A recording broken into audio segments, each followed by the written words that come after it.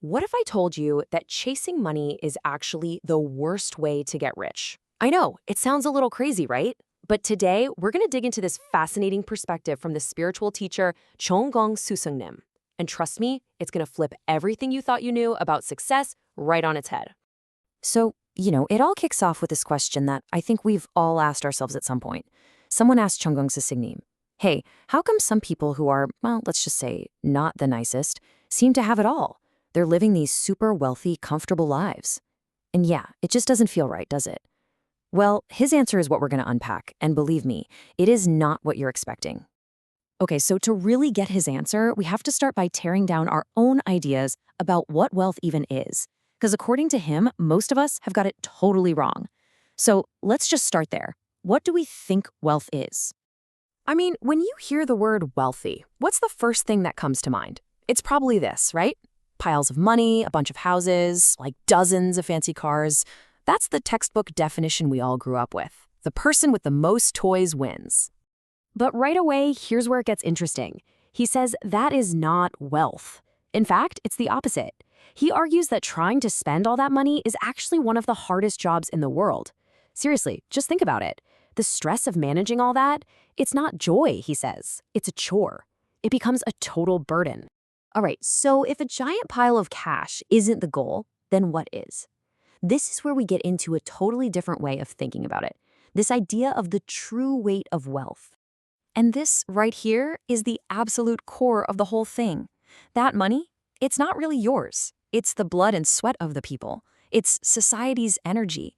And it's been entrusted to you, kind of like a loan, for a much higher purpose.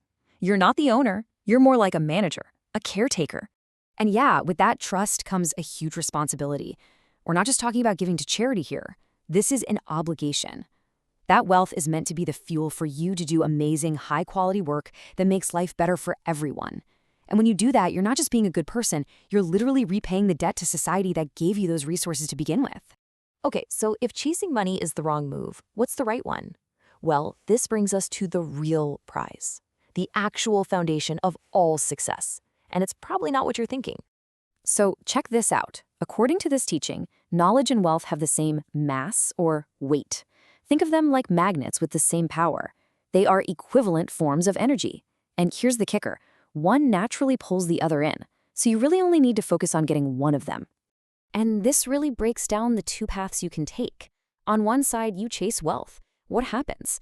It just becomes this heavy thing you have to lug around. You're basically a security guard for your own vault. But if you chase knowledge instead, and you use that knowledge to help people, something amazing happens. Wealth just follows you. The resources you need are drawn to you to help you do your work. You don't have to carry anything. And this quote just hits it right on the head. When I use my knowledge correctly, wealth will follow. Why would I try to carry that heavy burden myself? It's so simple, right? If your real superpower is your knowledge, why would you waste your time chasing cash? It just doesn't make sense. Okay, so we've got it. The goal isn't money, it's knowledge used for a good purpose. But what do you get out of it? What's the real profit at the end of the day? Here it is. This is the whole recipe for success. Step 1, get real knowledge. Step 2, use it to help people. And that leads to step 3, which is the most important part. You earn people's respect.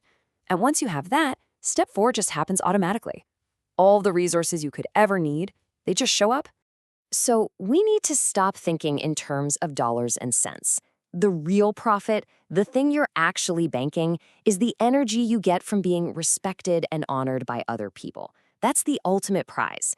And if you live your life trying to earn that, you'll have zero regrets. But wait, it gets even bigger. This isn't just about having a good life here on Earth. This is where things go from being, really profound to, well, cosmic. We're talking about what you're capable of on a universal scale.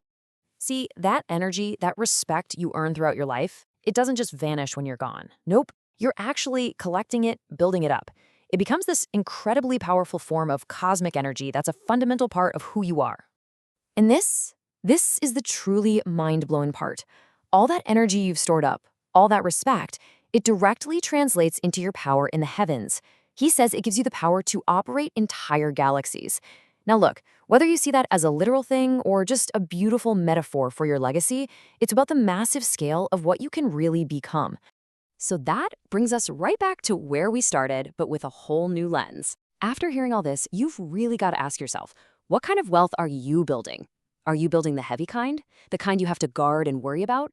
Or are you building the kind that's so powerful, it can run a galaxy?